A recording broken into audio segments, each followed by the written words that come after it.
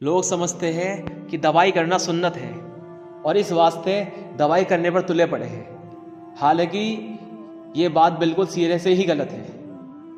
سنت کس کام کو کہتے ہیں؟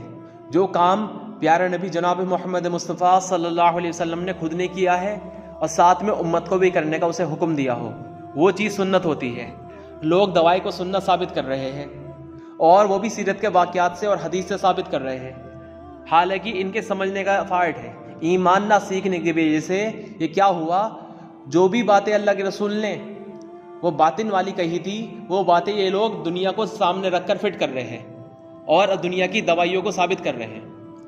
دیکھو دھیان سے سمجھنا، اس سے پہلے کہ آپ لوگ کوئی آبجیکشن اٹھائے، ہر چیز کی دلیل دوں گا۔ جیسے پہلے بیانوں میں جتنی بھی چیزیں بولی ہے سب کی دلیل دی گئی ہے، اسی طرح اس بیان میں بھی پوری ایک ایک چیز کی دلیل دی جائے گی۔ یہ پوری بات کلیئر کرنے سے پہلے آپ یہ سمجھ لیجیے بیماری کہتے کسے ہے، بیماری ہوتی کیا ہے اور یہ آتی کہاں سے ہے اور کیوں آتی ہے۔ پہلے بھی کلیئر کر چکا ہوں، لیکن اس بیان میں صرف اور صرف اسی باتوں کو کلیئر کرنا ہے، کیونکہ اس لیے آپ بالکل دھیان سے سمجھیں۔ بیماری جو ہے وہ اللہ پاک کی مخلوق ہے۔ جس طرح اللہ پاک نے 3 طرح کی مخلوق بنائی، ایک وقت مخلوق جو انسانی آنکھوں سے نظر آ رہی ہے، دوسری وہ مخلوق جو ان نظر آنے والی مخلوق کے اندر سے نکلتی ہوئی نظر آ رہی ہے، اور تیسری وہ مخلوق جو انسانی آنکھوں سے نظر نہیں آتی بس لیکن محسوس ہو سکتی ہے وہ۔ اب انسانی آنکھوں سے جو نظر آ رہی ہے وہ مخلوق تو ہم سب لوگ جانتے ہیں، جو بھی چیزیں نظر آ رہی ہے وہ سب انسانی آنکھوں سے نظر آنے والی مخلوق ہے، اور جو ان کے اندر سے نکلتی ہوئی نظر آ رہی ہے، جیسے پیڑ کے اندر سے پھل، مرغی کے اندر سے انڈا، انڈے کے اندر سے چوزا، زمین کے اندر سے غلہ، آسمان میں سے بارش، تو یہ بنی ہوئی شکلوں کے اندر سے جو شکلیں نکلتی ہوئی نظر آ رہی ہے، تو یہ دونوں کی دونوں مخلوق ایک قسم میں داخل ہو گئی، اس کا نام ہے مادی مخلوق۔ اور تیسری ٹائپ کی جو مخلوق ہے وہ مخلوق وہ ہے جو انسانی آنکھوں سے نظر نہیں آتی، اسے کہتے ہیں غیر مادی مخلوق۔ لیکن انبیاء علیہ السلام کو وہ مخلوق دکھا دی جاتی ہے، جیسے اس کے اندر میں فرشتے موجود ہیں۔ فرشتے بھی جو ہے انسانوں کو نظر نہیں آتے، لیکن اللہ پاک جسے چاہتا ہے اسے نظر آ جاتے ہیں، اور انبیاء علیہ السلام کو خاص طور سے دکھا دیے جاتے ہیں۔ اسی طرح اور وہ مخلوق جیسے بلائیں اور وبائیں اور بیماریاں، یہ بھی مخلوق ہے جو انسانی آنکھوں سے نظر نہیں آتی۔ ترغیب کی روایت ہے، پارٹ نمبر 5 پیج نمبر 260، اور ہیثمی بھاگ نمبر 2 پیج 306، اور البدایہ والنہایہ بھاگ نمبر 6 پیج 160۔ آپ کے دروازے پر ایک مرتبہ بخار نے آ کر دستک دی اور اندر آنے کی اجازت مانگی۔ آپ نے اجازت دے دی۔ اس نے آ کر سلام کیا اور کہا، یا رسول اللہ، میں ہوں بخار اور میرا نام ہے ملدم، میں گوشت کاٹ لیتا ہوں اور خون چوس لیتا ہوں۔ اللہ نے مجھے آپ کے پاس بھیجا ہے مغفرت کرانے کے لیے، آپ فرما دیجئے میں کسے ہوں۔ تو آپ نے فرمایا کوبا والوں کو ہو جاؤ۔ کوبا ایک قبیلہ تھا، تو آپ نے کیا فرمایا، کوبا والوں کو ہو جاؤ۔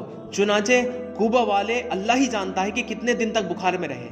تو پھر آ کر انہوں نے دربار رسالت میں عرض کیا، یا رسول اللہ، بخار آیا ہوا ہے، سارا خون چوس لیا اور گوشت کھا لیا، بتا دیجئے ہم کیا کریں۔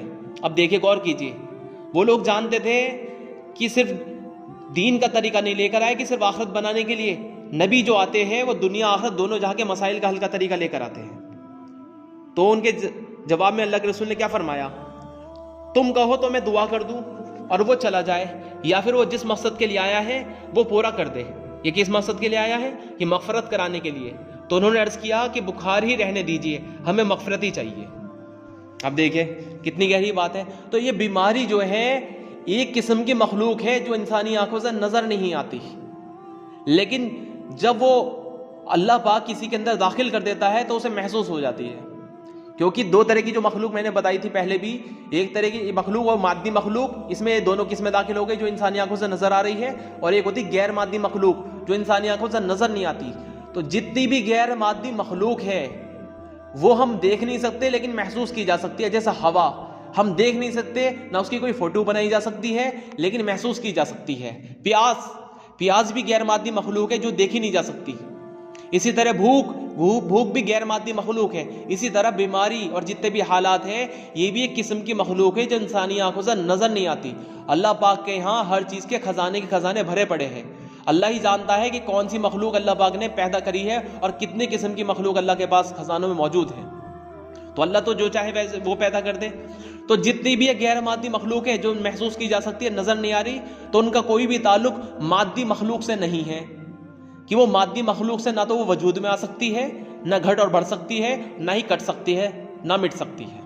جیسے مثال کے طور پر ڈنڈا لے لو، ڈنڈا ایک مادی مخلوق ہے اور ہوا غیر مادی مخلوق۔ کیا آپ ڈنڈے سے ہوا کو کاٹ سکتے ہو؟ کیا مٹا سکتے ہو؟ کیا ختم کر سکتے ہو؟ کہ نہیں؟ تو پھر کیسے کہ ہوا اللہ پاک کی قدرت سے وجود میں آئی ہے، وہ اللہ کے ارادے سے ہی چلتی ہے اور ارادے ہی سے ختم ہو جائے گی، اس کی قدرت سے ہی۔ کوئی اگر مادی اسباب سے ہوا کو ختم کرنا چاہے، ختم نہیں کر سکتے۔ اسی طرح بھوک اور پیاس اور یہ گرمی اور سردی اور جتنی بھی طرح کی بیماری کی مخلوق ہے، وہ بھی کائنات کی کسی بھی مادی مخلوق سے ختم نہیں کی جا سکتی۔ وہ اللہ پاک نے اپنی قدرت سے انہیں وجود بخشا ہے اور اپنی قدرت سے ہی انہیں گھٹاتے اور بڑھاتے ہیں اور اپنی قدرت سے ہی اسے مٹا دیتے ہیں۔ ہوا ہم اپنی آنکھوں سے دیکھ تو نہیں سکتے، لیکن جب وہ چلتی ہے تو محسوس ہو جاتی ہے۔ اسی طرح بیماری، بھوک، پیاس، یہ جتنی بھی قسم کی مخلوقات ہیں، ہم دیکھ تو نہیں سکتے، لیکن جب اللہ پاک وہ کسی کے اندر میں داخل کرتا ہے تو وہ محسوس ہو جاتی ہے۔ اسی طرح ایک اور روایت موجود ہے البدایہ والنہایہ بھاگ نمبر 6 پیج 160 پر، اور عبد المفرد پیج نمبر 73 پر موجود ہے۔ حضرت ابو ہریرہ رضی اللہ عنہ فرماتے ہیں کہ بخار نے حضور صلی اللہ علیہ وسلم کی خدمت میں آ کر کہا، اے اللہ کے رسول صلی اللہ علیہ وسلم، مجھے آپ اپنے ان صحابہ کے پاس بھیج دیں جنہیں آپ سب سے زیادہ چاہتے ہو۔ حضور نے فرمایا انصار کے پاس چلے جاؤ۔ چنانچہ بخار ان کے پاس چلا گیا اور سب کو بخار آنے لگا، جس کی وجہ سے وہ سب کے سب گر گئے۔ انصار نے حضور صلی اللہ علیہ وسلم کی خدمت میں آ کر عرض کیا، اے اللہ کے رسول صلی اللہ علیہ وسلم، ہمارے یہاں بخار آیا ہوا ہے۔ اب دیکھو اس لفظ پہ غور کیجئے، وہ یہ نہیں کہہ رہے بخار ہو گیا ہے، بلکہ کیا کہہ رہے ہیں؟ بخار آیا ہوا ہے۔ وہ جانتے تھے کہ یہ قسم کی مخلوق ہے جو اللہ کی طرف سے آئی ہے، تو انہوں نے عرض کیا، یا رسول اللہ، ہمارے یہاں بخار آیا ہوا ہے، آپ ہمارے لیے صحت اور شفا کی دعا فرما دیں۔ حضور نے دعا فرما دی تو بخار چلا گیا۔ ایک عورت حضور صلی اللہ علیہ وسلم کے پیچھے آئی اور عرض کیا، یہ اللہ کے رسول صلی اللہ علیہ وسلم، میرے لیے دعا فرما دے، میں بھی انصار میں سے ہوں، اس لیے میرے لیے بھی وہی دعا فرما دے جیسے آپ نے انصار کے لیے دعا فرمائی۔ حضور نے فرمایا، تمہیں ان دو باتوں میں سے کون سی بات زیادہ پسند ہے؟ ایک یہ کہ میں تمہارے لیے دعا کر دوں اور تمہارا بخار چلا جائے، دوسرا یہ کہ تم صبر کرو اور تمہارے لیے جنت واجب ہو جائے۔ اس نے 3 مرتبہ کہا، نہیں اللہ کی قسم، اے اللہ کے رسول، میں صبر کروں گی، اور پھر کہا، اللہ کی قسم، میں اللہ کی جنت کو خطرے میں نہیں ڈال سکتی۔ اب دیکھیے اللہ کے رسول صلی اللہ علیہ وسلم، آپ نے کسی سے یہ نہیں کہا کہ تو جا کے دوائی کھا پہلے، پھر جا کے اللہ سے دعا کرنا، ٹھیک کرے گا اللہ، نہیں۔ دیکھو بخار بھی اللہ کی طرف سے قدرت سے وجود میں آیا ہے، اور جو چیز قدرت سے وجود میں آتی ہے وہ قدرت سے ہی ختم کی جائے گی، سبب سے ختم نہیں ہوتی۔ آپ انسان اس نتیجے میں تو پہنچ چکا ہے، جتنی بھی بڑی بڑی قدرتی آفات ہے، زلزلہ، سیلاب، سونامی، جوالا مکھی وغیرہ، یہ سب جتنی بھی چیزیں ہیں، یہ اس نتیجے پہنچ چکا ہے، یہ جتنی بھی نیچرل ڈیزاسٹر ہے، یعنی قدرتی آفات، ہم اسے روک نہیں سکتے، ہم اسے روک نہیں سکتے۔ بہت کوششیں کر چکے ہیں، بہت ٹیکنالوجی بنا چکے ہیں، لیکن ان کے بس سے باہر ہے۔ بالکل اسی طرح جس طرح بڑی قدرتی آفات یہ انسان کے بس سے باہر کی چیز ہے، بلکہ یہ قدرتی آفات ہے، قدرت سے چلتی ہے، اور جب قدرت سے اللہ پاک اپنی قدرت سے ارادہ کرتا ہے، انہیں ختم کر دیتا ہے اور انہیں روک دیتا ہے یا پھر گھٹا اور بڑھا دیتا ہے۔ اور قدرت کیا ہے؟ قدرت ہے اللہ کی خود کی صفت، اس کی ذاتی صفت ہے قدرت۔ اللہ پاک نے کسی مخلوق کو قدرت کی صفت نہیں دی کہ کسی کے اندر کوئی قدرت موجود ہے نفع نقصان پہنچانے کی، نہیں، وہ قدرت اللہ کی ذات میں موجود ہے، وہ اس کی ذاتی صفت ہے قدرت، کچھ کرنے کی طاقت، وہ کسی کو اختیار نہیں دیا گیا اس کا۔ تو جس طرح یہ قدرتی آفات ہمارے بس کے باہر کی چیزیں، اسی طرح یہ قدرتی بھی جتنی بھی چیزیں ہیں وہ انسان کے بس کی باہر کی چیزیں ہیں، نہ تو یہ کسی چیز سے وجود میں آتی ہے قدرتی چیزیں، اور نہ ہی کسی چیز سے ختم اور مٹ سکتی ہے۔ ایک مرتبہ مدینہ منورہ میں کوئی سی بیماری ہو گئی، بہت سارے لوگوں کو ہوئی۔ بعد میں کیا ہوا، جب کچھ دن کے بعد وہ بیماری اللہ پاک نے واپس بلائی اپنے پاس، تو اللہ کے رسول نے صحابہ کی جماعت کو خود دکھایا، دیکھا ایک بوڑھی سی عورت ہے، کوری آنکھیں، دانت آگے کو نکلے ہوئے، اور مدینہ سے باہر نکلتی ہوئی جا رہی۔ اللہ کے رسول نے دکھایا، دیکھو یہ ہے وہ بیماری۔ صحابہ نے خود نے دیکھا اسے۔ اب بتائیے، تو یہ بیماری اللہ کی قدرت سے وجود میں آتی ہے، آپ اس کا مقابلہ ٹیکنالوجی سے اور مادی چیزوں سے کیسے کر سکتے ہیں؟ سوچے تو صحیح۔ اور پھر اللہ کے رسول کے اوپر الزام لگاتے ہیں کیا کہتے ہیں کہ دوائی کرنا تو جی سنت ہے. کتنی بڑی بات ہے. سنت میں نے پہلے عرض کیا, سنت اسے کہتے ہیں جو کام اللہ کے رسول نے خود نے کیا ہو اور ساتھ میں امت کو کرنے کا اسے حکم دیا ہو, اسے سنت کہتے ہیں. اب آپ ذرا دلیل سے ثابت کیجئے کہ اللہ کے رسول نے کبھی دوائی کھائی ہے؟ کوئی ایک بھی شخص ثابت کر کے دکھا دے. اگر اللہ کے رسول نے دوائی کھائی ہے تو سب سے پہلی بات تو یہ آپ کو بیماری کون سی آئی؟ آپ کو 3 چیزیں ثابت ہیں, ایک بخار, دوسرا سر کا درد اور تیسرا زخم. زخم میں کیا ہوا تھا؟ جب احد کے میدان میں آپ زخمی ہو گئے تھے تو حضرت فاطمہ رضی اللہ عنہا نے کھجور کے پتر جلا کر اس کی راکھ آپ کے زخموں میں بھر دی تھی. تو زخم کا معاملہ تو وہاں پر ایسا تھا, راکھ کو جلا کر اس کے زخموں میں بھر دیا جاتا تھا. اور پہلے بھی ہمارے زمانے میں بھی جب لوگ پہلے کیا ختنہ ہوتی تھی بچے کی, تو راکھ کو جو ہے اس کی ختنہ پر لگایا کرتے تھے جب ختنہ ہو جاتی تھی. اور آج دیکھو کیا رہا, کیمیکل وغیرہ لگائے جا رہے ہیں. اور پہلے کوئی انفیکشن کچھ نہیں ہوتا تھا, ایک دم ہاتھوں ہاتھ اللہ پاک اسے بہت جلدی سے جلدی ٹھیک کر دیتا تھا اپنی قدرت سے, کیونکہ سنت والا عمل اپنایا جاتا تھا. اور آج کیا ہو رہا, کیا حالت خراب ہوئی پڑی ہے سب لوگوں کی. تو بہرحال ایک تو زخم ہوا, اس ٹائم پر زخم کا جو عمل تھا وہ یہ تھا راکھ. تو میں نے پہلے والے بیانوں میں بھی عرض کیا ہے, اللہ کے رسول کی وجہ سے, اللہ کے رسول کے طریقے کی وجہ سے کہ سبب اپنانا بھی عمل ہے اور عمل اپنانا بھی عمل ہے, وہ مادی اسباب نہیں ہے. اپنی مرضی سے کوئی چیز اپنا لینا وہ عمل نہیں بن سکتا. اور دوسری چیز سنیے, اللہ کے رسول نے سر کا درد آیا, بخار آیا, اس میں آپ نے کیا کیا؟ بخار کے آنے پر آپ نے, آخری وقت تھا آپ کا, کہ آپ نے 7 کنوؤں کا پانی منگوایا, 7 مشکوں میں بھر کر, چمڑے کی مشک رہتی تھی اس کے اندر بھر کر, اور منع کیا تھا اس کا منہ کھولنا مت. اور پھر ایک ٹب میں بیٹھ گئے اور آپ نے اپنے اوپر پانی ڈلوایا اور آپ کا بخار تھوڑا صحیح ہو گیا. تو اس کے بعد جو ہے آپ مسجد تشریف لے کر گئے تھے. اور امت کو بھی کہا, کیا فرمایا امت کے لیے؟ روایت کے اندر موجود ہے, جس کو بخار آئے وہ ٹھنڈے پانی میں غسل کرے سحر کے وقت میں. بخار ٹکڑا ہے جہنم کی حرارت کا, اس کو پانی سے بجھاؤ. ایک نوجوان کو بہت تیز جب بخار ہوا تو آپ اس کی عیادت کے لیے گئے تو وہ رو پڑا. تو آپ نے اس کو فرمایا کہ گھبراؤ مت, ابھی جبریل مجھے بتا کے گئے ہیں کہ بخار آپ کی امت کو جہنم کی آگ کے بدلے میں دیا گیا ہے. یہ مجموعہ بھاگ نمبر 2 پیج نمبر 302 پر موجود ہے یہ روایت. اور حضرت ام سلمہ رضی اللہ عنہا کے پاس جب بھی کوئی اپنا بچہ لے کر آتا تھا کہ اسے بخار ہے, تو آپ کیا کرتی تھی, پانی لیتی تھی اور پانی کا چھینٹا اس کے گریبان میں ڈالتی تھی. اب یہ دیکھیے کیسے علاج کیا جا رہا ہے. حضرت عائشہ رضی اللہ فرماتی ہے کہ ایک نوجوان حضور صلی اللہ علیہ وسلم کی مجلس میں حاضر ہوا کرتا تھا. وہ کچھ دن نہ آیا تو حضور نے فرمایا کیا بات ہے, فلاں نظر نہیں آ رہا. صحابہ نے عرض کیا کہ اسے بخار آیا ہوا ہے. حضور نے فرمایا اٹھو, اس کو پوچھنے کے لیے چلتے ہیں. جب حضور اس نوجوان کے گھر میں اس کے پاس گئے تو وہ رونے لگا. حضور نے اس سے فرمایا مت رو, کیونکہ جبریل علیہ السلام نے مجھے خبر دی ہے کہ بخار میری امت کے لیے جہنم کے بدلے میں ہے. اب آپ خود غور کیجئے, تو اللہ کے رسول کے اوپر لوگ الزام لگا رہے ہیں, آپ تو صحابہ کو بیماری میں صبر کی تلقین کر رہے اور خود جو ہے سب کو عمل بتا رہے. اب آپ خود سوچیے, ایک مرتبہ ایک روایت میں موجود ہے کہ ایک بچہ پیدا ہوا اور وہ بچہ جو ہے گونگا تھا. بعد میں جب بڑا ہو گیا وہ گونگا, اس کا پتہ چلا کہ گونگا ہے. اللہ کے رسول اس کے پاس پہنچے اور جا کے اس سے فرمایا میں کون ہوں؟ اس نے کہا محمد صلی اللہ علیہ وسلم. اس دن کے بعد سے اس کی زبان کے الفاظ چالو ہو گئے. اب بتائیے اس قدر زبردست تاثیر کہ گونگے ایسے براہ راست ٹھیک کر دیا اللہ کے حکم سے. اب ہم اس نبی پر الزام لگائے کہ انہوں نے دوائی کری. ایک مرتبہ کیا ہوا, جنگ چل رہی تھی اور آپ کی طرف جتنے بھی نیزے آ رہے تھے صحابہ اپنے اوپر جھیل رہے تھے.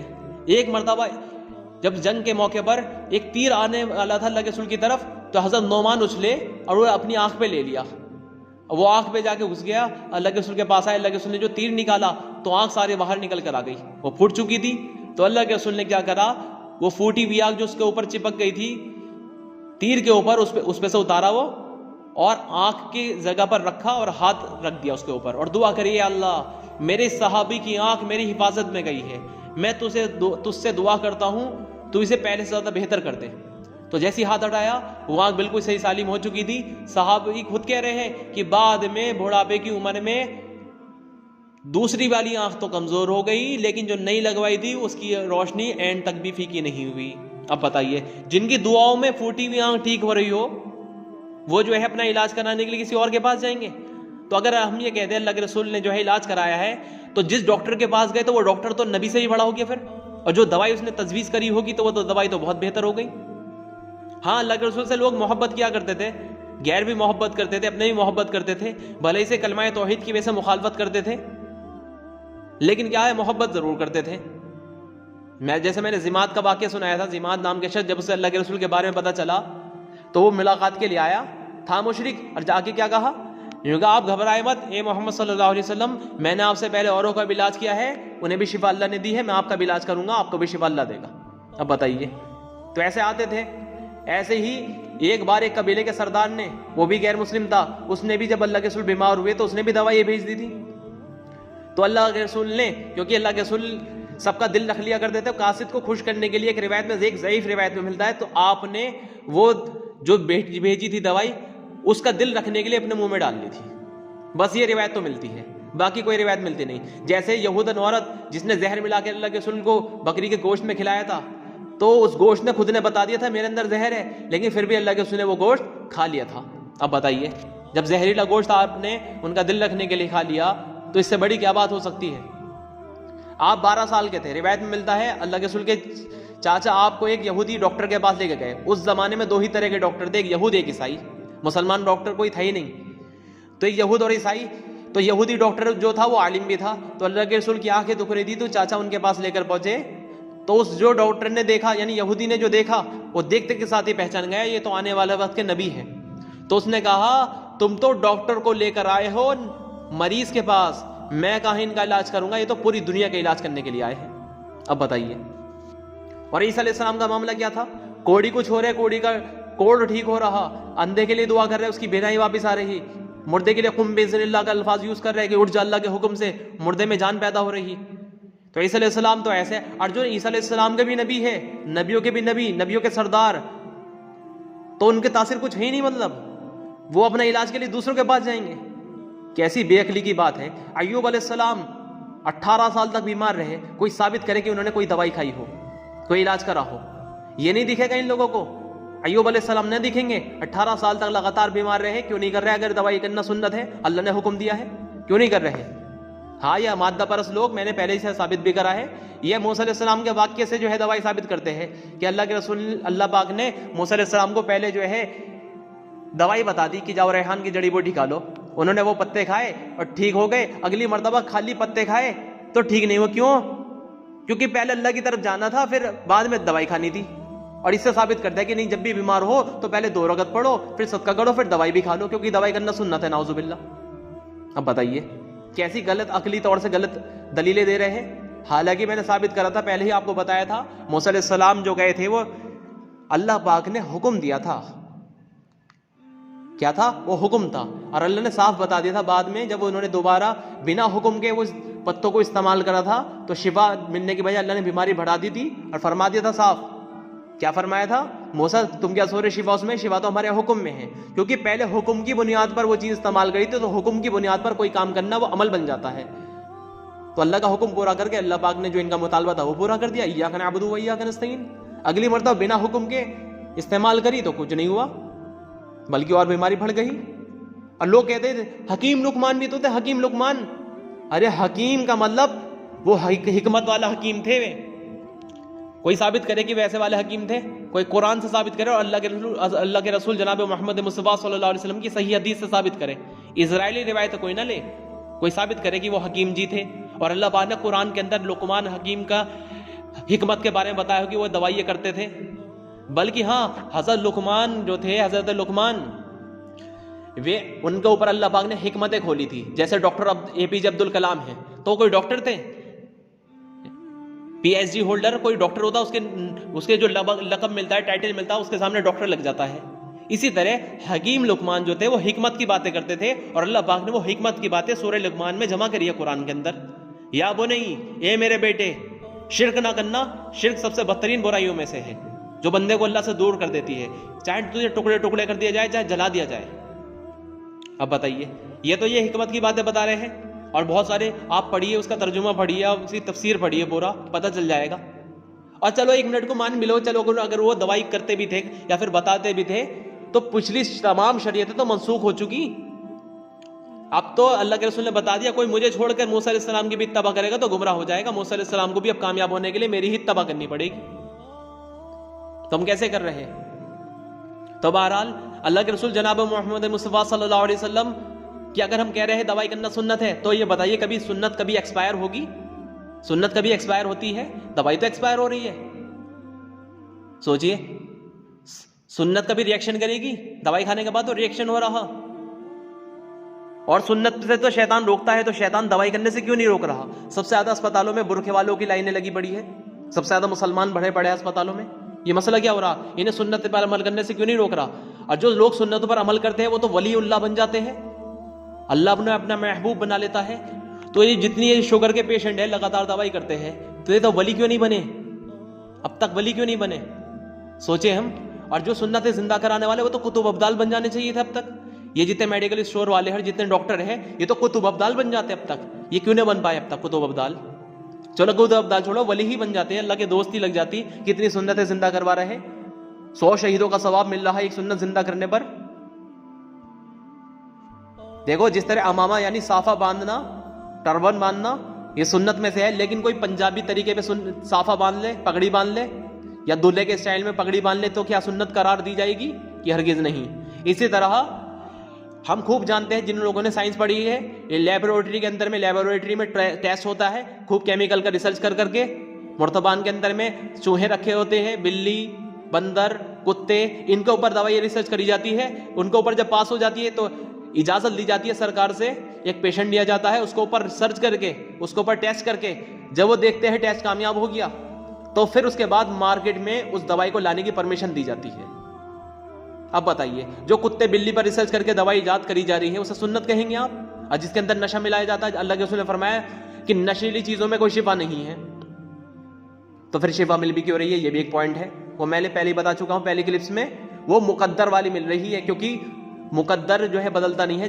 اگر مقدر میں شفا نہیں ہوتی کتنی دوائی کرتے رہتے, کھاتے دوائی مر جاتے, انہیں شفا نہیں مل سکتی تھی. مقدر والی مل رہی ہے. روایت میں صاف لکھا ہوا ہے سارے کے سارے مل کو جو نفع پہنچانا چاہے تجھے نفع نہیں پہنچا سکتے, وہ ہرگز اتنا نفع پہنچے گا جتنا اللہ پاک نے تیرے لیے مقدر میں طے کر دیا. ایمان کے ساتھ مقدر کو جوڑ کے بتایا, کیا لکھا ہوا ہے؟ سارے کے سارے اگلے پچھلے مل کر تجھے نفع پہنچانا چاہے تو صرف اتنا نفع پہنچے گا جتنا اللہ پاک نے مقدر میں طے کر دیا.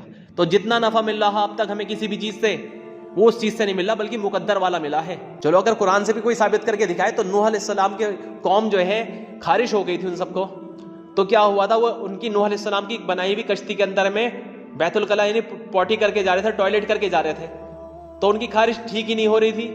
خوب علاج کر لیا تھا, ٹھیک نہیں ہو پا رہے تھے. لیکن بعد میں کیا ہوا؟ ایک شخص کے وہ پیر پھسلا, وہ اپنی ٹوائلٹ میں جا کے گر, جس جگہ ٹوائلٹ لگی اس جگہ کی خارش ختم ہو گئی. تو ساری کی ساری قوم نے جنہیں خارش ہو چکی تھی وہ ساری کی ساری بیت الخلا پوٹی ٹوائلٹس وہ پوری کی پوری اپنے اوپر بالکل ابٹن کی طرح مل لی, اور ساری کی ساری ان کی خارش ٹھیک ہو گئی. اب بتائیے, تو آپ لوگ بھی کریے یہ والی دوائی کیجیے. اگر بیماری ہو رہی ہے آپ بھی جو ہے اپنی لیٹرین لیجیے اور جو ہے اپنے اوپر خوب ہلدی چندن کی طرح ابٹن کی طرح مل لیجیے, دیکھو شفا ملے گی کتنی. یہ قرآن میں ہے, یہ تو بالکل بیوقوفی کی بات کرتے ہیں سب. یہودیوں کی سازش میں پھنس چکے ہیں. انہیں کی تو بالکل سازش ہے کہ بالکل دین کو بگاڑنا ہے. محمد صلی اللہ علیہ وسلم نام بدل کے کیا کر دیا؟ MOSD, موحد. اب بتائیے, اور اب اور کر دیا MD. MD تو اسکول اور کالج کا نام ہوتا ہے MD. کچھ لوگوں نے اپنے نام کے آگے MD کر دیا, کس نے MOSD کر دیا. حالانکہ MOSD ہے نہیں, محمد ہے, MU سے ہے, MO سے نہیں ہے. ہندی میں بھی کر دیا MO کی ماترا, میں او کی ماترا مو. محمد تو ہے نہیں, محمد ہے. جب نام تک میں بگاڑ پیدا کر دیا تو طریقے میں کس قدر ملاوٹ کر رہے ہیں یہ لوگ. اس لیے اللہ کے رسول نے فرما دیا میں 2 چیزیں چھوڑ کر جا رہا ہوں, انہیں تھام لینا, گمراہ نہیں ہو سکتے. ایک قرآن اور دوسرا میری سنتیں. اور چلو اگر دوائی کرنا سنت مان بھی لو تو سب سے زیادہ سنت پہ عمل کرنے والے صحابہ اکرام تھے. اللہ کے رسول ایک مرتبہ ایک جگہ سے جا رہے تھے تو سامنے پیڑ آ گیا, تو آپ تھوڑا سا وہاں سے جھک کر نکلے پیڑ کی وجہ سے, تو بعد میں وہ پیڑ کٹوا دیا گیا تھا. تو ایک صحابی جب وہاں سے گزر رہے تھے تو وہ پیڑ تو کٹا ہوا تھا, پیڑ تو تھا ہی نہیں وہاں پر, لیکن وہ بھی جھک کر نکلے اس جگہ سے. کیوں؟ کہ نبی ایک سنت زندہ کرتا چلو. سنت کے ایسے حریص تھے یہ لوگ, ایک ایک چیز تلاش کر کر کے میرے نبی نے کیسے کرا. ہر چیز عمل کرتے تھے. اگر اللہ کے رسول نے کوئی کرتا پہنا تھا, اس کی ایک آستین آگے کو نکلی ہوئی تھی, آپ نے اسے چاقو سے کاٹی تھی, بعد میں سلی نہیں تھی, تو حضرت عمر رضی اللہ عنہ نے بالکل ہو بہو ایسے ہی کرا تھا. ان کے بیٹے نے کہا بھی تھا کہ آپ کرتا اتار کے دے دیجئے, میں سلوا کے لیا ہوں. کہ نہیں, میں اپنے نبی کا طریقہ ہی اپناؤں گا. جیسا اللہ کے رسول نے ایک مرتبہ ایک کرتا پہنا تھا, اس کی ایک آستین تھوڑی بڑی تھی, تو آپ نے اسے چاقو سے ہی کاٹا تھا, اور بعد میں سلوایا نہیں تھا, تو میں بھی ایسے ہی رہوں گا. روایت میں لکھا ہے تو صحابہ میں وہ فندے نکل نکل کے پیروں بگڑتے تھے اس کے دھاگے, لیکن وہ اسے سلواتے نہیں تھے. بیٹے یہاں پر کھانا کھانے کے لیے بیٹھے, تو بیٹے نے گوشت بنایا تھا گھی میں مکس کر کے. اب یا تو گھی میں بنے گا یا تیل میں, لیکن کیا ہوا, حضرت عمر رضی اللہ عنہ نے لقمہ منہ میں رکھا, نکال دیا, کہا میں کھا نہیں سکتا, یہ 2 کھانے ہیں. اللہ کے رسول نے کبھی بھی ایک دسترخوان پہ 2 کھانے نہیں کھائے. جب بھی 2 کھانے آئے, آپ نے ایک کھانا کسی اور کو ہدیہ دے دیا, اور آپ نے ایک ہی نوش فرمایا. بیٹے نے کہا ابا جی آج تو کھا لو, آئندہ ایک ہی بناؤں گا. یہ نہیں بیٹے 2 سالن ہے, گھی الگ سالن, گوشت الگ سالن, جس دن دسترخوان پہ 1 سالن ہوگا اس دن بلانا. میں سنت کے خلاف عمل نہیں کر سکتا. اور صدیق اکبر ابو بکر صدیق سب سے زیادہ سنت پہ عمل کرنے والے تھے. ہو بہو مشابہت تھی ایک چیز کی. اپنے انتقال کے وقت بھی کہہ دیا تھا, حضرت عمر رضی اللہ عنہ کو جب خلیفہ بنایا تھا, جو کہا تھا ایک قرآن میں دیکھنا کوئی بھی مسئلہ ہے, حدیث میں دیکھنا, پھر بھی نہ ملے تو میری زندگی اٹھا کے دیکھ لینا, میری زندگی کا ایک ایک عمل سنت کے مطابق ہے, جیسا نبی نے کرا بالکل ویسے ہی. اور سنیے طبرانی کی روایت, حضرت ابو امامہ باہلی رضی اللہ عنہ سے روایت ہے کہ نبی کریم صلی اللہ علیہ وسلم نے ارشاد فرمایا, جو بندہ بیماری کی وجہ سے اللہ کی طرف متوجہ ہو کر گڑ گڑاتا ہے تو اللہ اس کو بیماری سے اس حال میں شفا عطا فرمائیں گے کہ وہ گناہوں سے بالکل پاک صاف ہوگا. اب بتائیے روایت میں کیا بتایا جا رہا ہے کہ بیماری کے حالت میں کس کی طرف گڑ گڑانا, اللہ کی طرف. تو کیسے اللہ شفا دیں گے اسے, یہ نہیں کہا دوائی کھا کے گڑ گڑانا, بلکہ براہ راست گڑ گڑانا ہے اللہ کی طرف. اب مستدرک کی اور حاکم کی روایت ہے, اس میں کیا, حضرت ابو ہریرہ رضی اللہ عنہ رسول اللہ صلی اللہ علیہ وسلم سے حدیث قدسی میں اللہ تعالیٰ کا ارشاد نقل فرماتے ہیں, جب میں اپنے مومن بندے کو کسی بیماری میں مبتلا کرتا ہوں, پھر وہ اپنی عیادت کرنے والوں سے میری شکایت نہیں کرتا, تو میں اسے اپنی قید سے آزاد کر دیتا ہوں, یعنی اس کے گناہ معاف کر دیتا ہوں. تو اگر دوائی کرنا سنت ہے تو صحابہ اکرام کیوں نہیں کرتے تھے اس سنت پر عمل؟ سوچیں آپ, میں بھی روایتیں پیش کروں گا, آپ دھیان سے سمجھنا. حیات الصحابہ کی اندر میں جلد نمبر 2 پر روایت موجود ہے. حضرت ابو سفر رحمۃ اللہ علیہ کہتے ہیں, ایک بار حضرت ابو بکر رضی اللہ عنہ بیمار پڑے تو کچھ لوگ ان کا پوچھنا کرنے کے لیے آئے, اور انہوں نے عرض کیا, یہ اللہ کے رسول کے خلیفہ رضی اللہ عنہ, کیا ہم آپ کے لیے کسی ڈاکٹر کو نہ بلا لائیں جو آپ کو دیکھ لے؟ حضرت ابو بکر رضی اللہ عنہ نے فرمایا, ڈاکٹر مجھے دیکھ چکا ہے, یعنی میرا اللہ. ان لوگوں نے پوچھا, پھر اس ڈاکٹر نے آپ کو کیا کہا؟ حضرت ابو بکر رضی اللہ عنہ نے فرمایا, اس نے یہ کہا, میں جو چاہتا ہوں اسے کر گزرتا ہوں. ابن سعد بھاگ نمبر 3 پیج نمبر 141 پر بھی موجود ہے یہ روایت. حولیہ بھاگ نمبر 1 پیج نمبر 34 پر بھی موجود ہے. کنج بھاگ نمبر 2 پیج نمبر 153 پر بھی موجود ہے. اب بتاؤ کیا انہیں نہیں پتا تھا کہ سنت ہے؟ یہ کیوں عمل نہیں کر رہے اس پر؟ اور اس کے علاوہ حضرت عمر بن خطاب رضی اللہ عنہ جب بیمار ہوتے تو طبیب کے مشورے سے کوئی علاج نہیں کرتے. ایک مرتبہ لوگوں نے عرض کیا کہ ہم طبیب کو بلا دیں, تو آپ نے فرمایا, ہرگز نہیں, باخدا اگر مجھے یہ معلوم ہو جائے کہ کان کے چھونے سے میں اچھا ہو جاؤں گا تو میں اپنا کان تک نہ چھوؤں گا, بس خدا جو کچھ کرے وہ اچھا ہے. احوال الصادقین پیج نمبر 92 پر بھی روایت موجود ہے. حولیہ بھاگ نمبر 1 پیج نمبر 218 اور ابن سعد بھاگ نمبر 7 پیج نمبر 118 اور حیات الصحابہ جلد نمبر 2 پر بھی موجود ہے. حضرت معاویہ بن قرہ رحمۃ اللہ علیہ کہتے ہیں کہ حضرت ابو دردہ رضی اللہ عنہ ایک مرتبہ بیمار ہو گئے تو ان کے پاس ان کے ساتھی آئے اور انہوں نے کہا, اے ابو دردہ, آپ کو کیا شکایت ہے؟ انہوں نے کہا کہ مجھے اپنے گناہوں سے شکایت ہے. انہوں نے پوچھا, آپ کیا چاہتے ہیں؟ انہوں نے فرمایا, میں جنت چاہتا ہوں. انہوں نے کہا, کیا ہم آپ کے لیے کسی ڈاکٹر کو بلا نہ لائیں؟ انہوں نے فرمایا, ڈاکٹر نے ہی تو مجھے بیمار کر کر بستر پر لٹایا ہے, یعنی میرا اللہ نے. اسی طرح دوسری روایت موجود ہے حیات الصحابہ کی جلد نمبر 3 میں. حضرت عبداللہ رضی اللہ عنہ مرض الموت میں تھے تو حضرت عثمان رضی اللہ عنہ نے پوچھنے کے لیے آئے اور پھر پوچھا کہ کیا شکایت ہے؟ کہا, اپنے گناہوں سے شکایت ہے. پوچھا, کیا چاہتے ہو؟ کہا, میں اپنے رب کی رحمت چاہتا ہوں. انہوں نے کہا کہ میں آپ کے لیے ڈاکٹر کو نہ بلا لاؤں؟ کہا, ڈاکٹر نے ہی تو مجھے بیمار کیا ہے. اب بتائیے یہ لوگ اس سنت پر عمل کیوں نہیں کر رہے؟ اگر دوائی کرنا سنت ہے, اتنے بڑے بڑے صحابی کیوں نہیں عمل کر رہے؟ آج کے لوگوں سے انہوں نے سبق ہی نہ لیا کہ دوائی کرنا سنت ہے. اب اس روایت کے اندر بالکل صاف مل گیا. میں نے پہلے اس کی ایک مستقل الگ کلپ بنائی تھی کہ بیماری جو آتی ہے وہ گناہوں کی وجہ سے آتی ہے. کس وجہ سے؟ بیماری کا آنا وہ گناہ کی وجہ سے ہوتا ہے، سبب کی وجہ سے نہیں ہوتا. مادی اسبابوں کی وجہ سے اللہ پاک حال نہیں بھیجتا، نہ ہی مادی سبب میں کچھ استعمال کرنے سے کوئی حال آتا ہے، بلکہ حکم کے توڑنے کی بنیاد پر اللہ پاک کسی بندے کو بیمار کرتا ہے. روایت پر موجود ہے کہ کوئی پتھر کسی کے آ کے لگ جانا، کہیں سے کوئی لکڑی کی خراش لگ جانا، یا کوئی بخار وغیرہ ہو جانا، یا سر کا درد ہو جانا، یہ سب کا سب گناہوں کی وجہ سے ہے. اور طبرانی کی روایت ہے، جلد نمبر 3 پیج 31 پر ہے. حضرت ابو امامہ باہلی رضی اللہ عنہ سے روایت ہے کہ نبی کریم صلی اللہ علیہ وسلم نے ارشاد فرمایا، جو بندہ بیماری کی وجہ سے اللہ کی طرف متوجہ ہو کر گڑ گڑاتا ہے تو اللہ اس کو بیماری سے اس حال میں شفا عطا فرمائیں گے کہ وہ گناہوں سے بالکل پاک صاف ہوگا. اب بتائیے، یہ نہیں کہا کہ جو بندہ بیماری میں دوائی کھاتا ہے اور پھر اللہ سے دعا کرے گا جو تو ٹھیک ہو جائے گا، نہیں، بلکہ کیا بیماری میں کس کی طرف گڑ گڑاتا ہے؟ اللہ کی طرف. اب مستدرک اور حاکم کی روایت میں بھاگ 1 389 پر روایت موجود ہے. حضرت ابو ہریرہ رضی اللہ عنہ رسول اللہ صلی اللہ علیہ وسلم سے حدیث قدسی میں اللہ تعالیٰ کا ارشاد نقل فرماتے ہیں، جب میں اپنے مومن بندے کو کسی بیماری میں مبتلا کرتا ہوں پھر وہ اپنی عیادت کرنے والوں سے میری شکایت نہیں کرتا تو میں اسے اپنی قید سے آزاد کر دیتا ہوں، یعنی اس کے گناہ معاف کر دیتا ہوں. پھر اسے اس کے گوشت سے بہتر گوشت عطا کرتا ہوں اور اس کے خون سے بہتر خون دیتا ہوں، یعنی اس کو تندرستی دے دیتا ہوں. پھر وہ اب دوبارہ بیماری سے اٹھنے کے بعد نئے سرے سے عمل کرنا شروع کرتا ہے کیونکہ اس کے پچھلے تمام گناہ معاف ہو چکے ہوتے ہیں. کتنی بڑی فضیلت آئی ہے، کتنی بڑی فضیلت آئی ہے اپنی بیماری کا حال کسی اور کو نہ بیان کرنے میں اور اللہ کی طرف متوجہ ہونے میں. اب بتاؤ، دوائی کھانے پر کیا اللہ پاک ایسے شفا دے گا کہ گناہ صاف ہو جائیں گے اس کے؟ سوچئے. اب شکایت کرنا کسے کہتے ہیں؟ اس روایت میں ہے کہ اپنی شکایت نہیں کرتا کسی سے بیماری کی، تو وہ کسے کہتے ہیں؟ احوال الصادقین پیج نمبر 90 پر موجود ہے. جب وہاب بن الود رحمۃ اللہ علیہ بیمار ہوئے تو حاکم مکہ نے ان کے پاس عیسائی ڈاکٹر کو بھیجا. وہ ڈاکٹر عیسائی تھا. اس نے آ کر پوچھا کہ کیا تکلیف ہے؟ حضرت وہاب رحمۃ اللہ نے فرمایا کہ میں تجھے نہ بتاؤں گا کہ مجھے کیا تکلیف ہے. لوگوں نے سمجھا کہ یہ اس وجہ سے منع کر رہا ہے کہ عیسائیت سے نفرت کرتے ہیں، اس لیے عیسائی ڈاکٹر چاہتے نہیں. تو لوگوں نے عرض کیا، یا حضرت آپ ہم سے بتا دیتے، ہم کسی اور ڈاکٹر کو بلا لیتے. تو یہ سن کر آپ نے فرمایا، حیرت ہے ان کی عقلوں کا کیا ہو گیا، تمہاری عقلوں کو کیا ہو گیا؟ ارے عقل مندو، ذرا سوچو تو، کیا تم مجھ سے یہ کہتے ہو کہ میں اپنے خدا کی شکایت اس کے ایک دشمن سے کروں؟ آپ سب حضرات میرے پاس سے تشریف لے جائیے، مجھے ایسے خیر خواہی کی ضرورت نہیں ہے.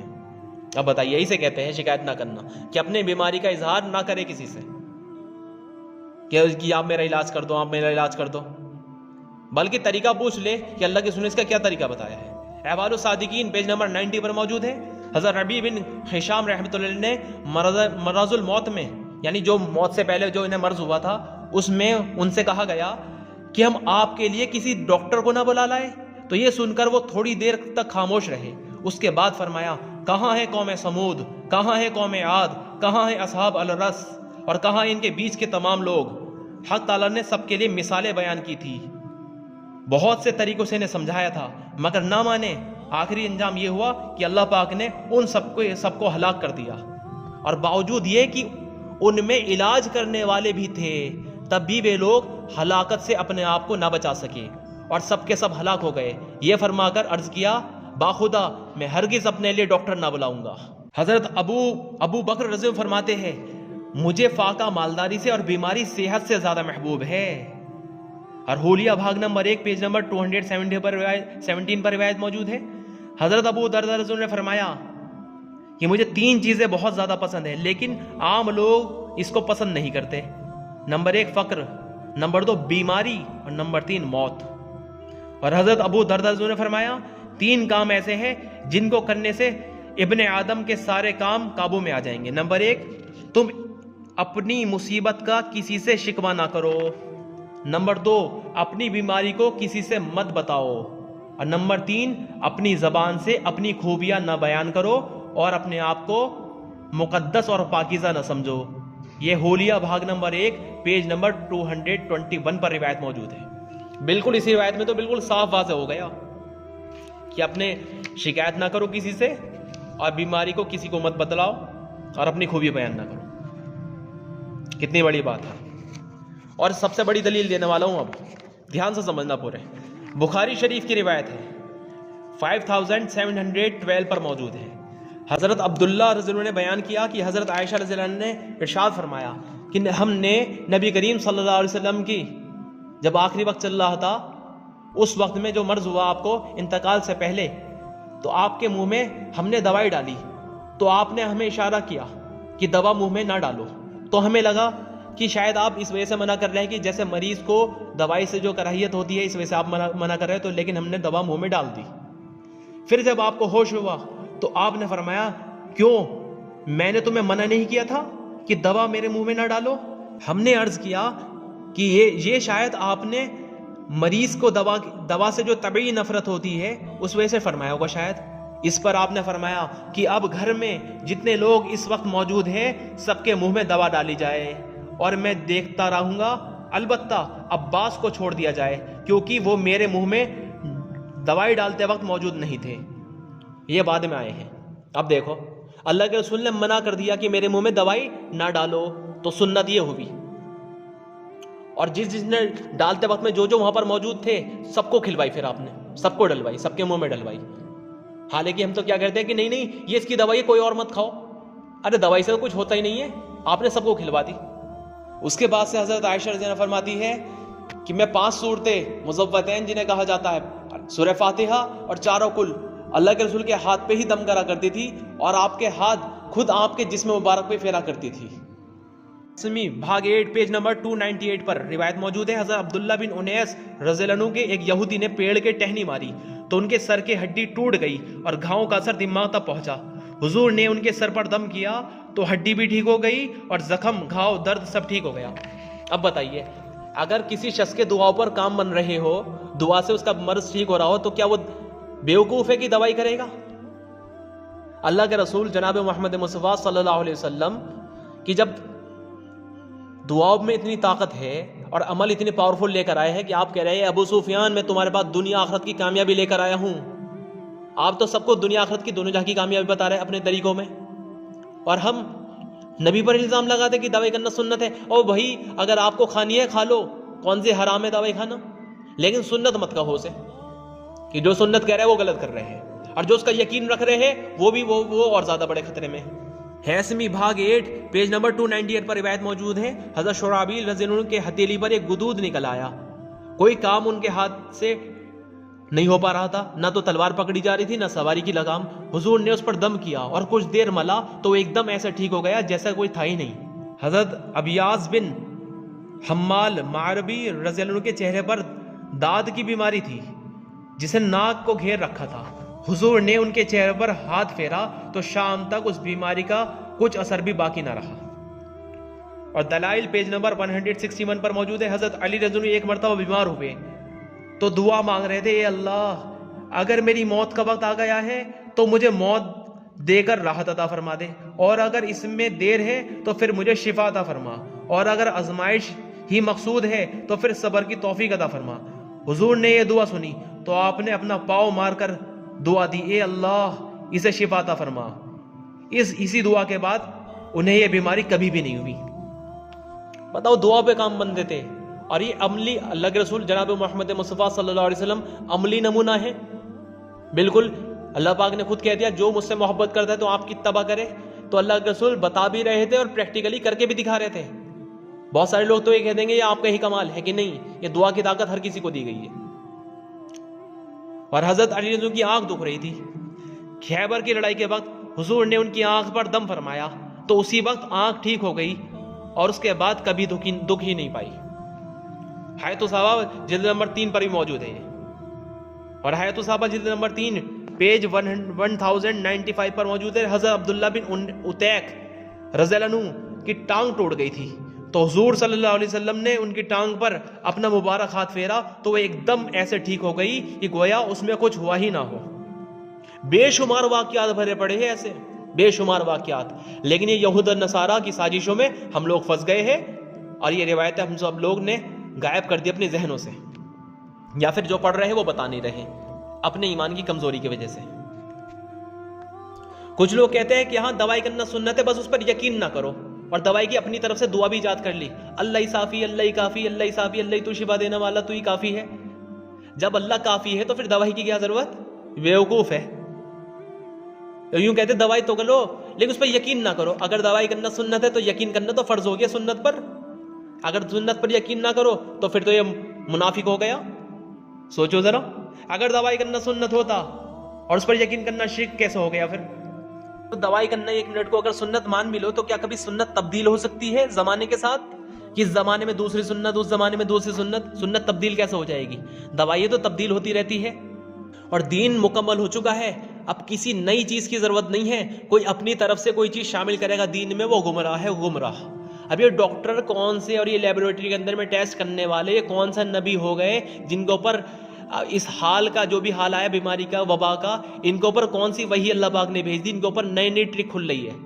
قیامت تک آنے والی کوئی سی بیماری، کوئی سا بھی حال ایسا نہیں ہے جس کا علاج اور جس کا عمل، جس کی دعا اللہ کے رسول بتا کر نہ گئے ہو۔ دین مکمل ہو چکا ہے، اب کسی اور نئی چیز کی ایجاد کی ضرورت نہیں ہے۔ قرآن کے اندر میں اللہ پاک نے بالکل صاف فرما دیا، 4 چیزیں حرام بتا دی، 4 حرام کی 4 قسمیں قرآن کے اندر فرمائی۔ کیا بتایا اللہ پاک نے؟ اس نے تم پر حرام کی ہے، نمبر 1 مردار، نمبر 2 خون، نمبر 3 سور کا گوشت، اور نمبر 4 وہ جانور جو غیر خدا کے نام پر ذبح کیا گیا ہو۔ اور اس کے علاوہ سیرت کے اندر میں بہت ساری چیزوں حرام کے خلاصے ملتے ہیں۔ اب ڈاکٹر ہمارے اوپر حلال چیزوں کو حرام کر رہا ہے، یہ نہیں کھانا، یہ نہیں کھانا، ڈاکٹر کے کہنے کی وجہ سے اپنے اوپر حلال چیز حرام کر رہے ہیں۔ اور یوں کہتے بھائی دیکھو دوائی کرنا سنت، پرہیز کرنا واجب، بنا فالتو میں واجب کہہ رہے ہیں۔ حلال چیزوں سے رکنا واجب کیسے ہو جائے گا؟